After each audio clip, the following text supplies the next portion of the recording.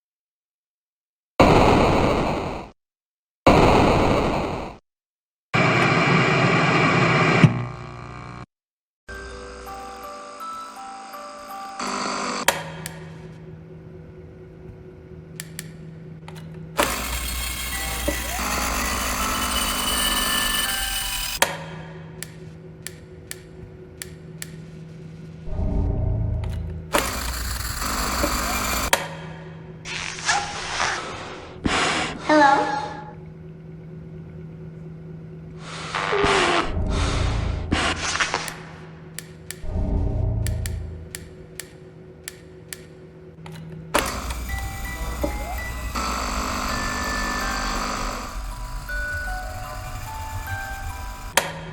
Hi.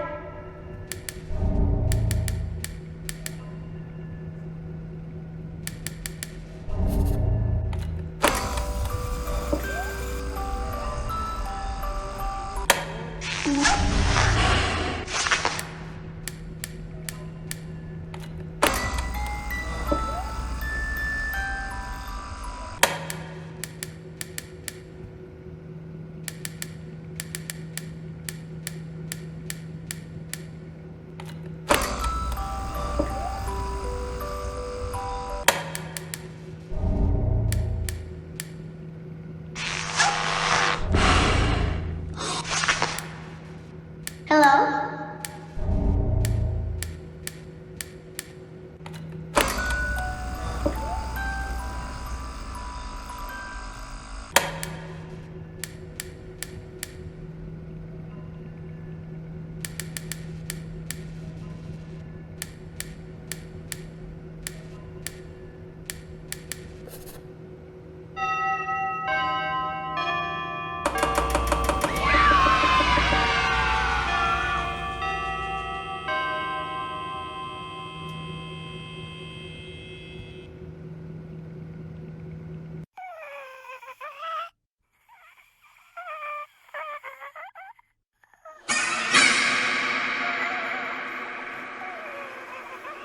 I have to contact him.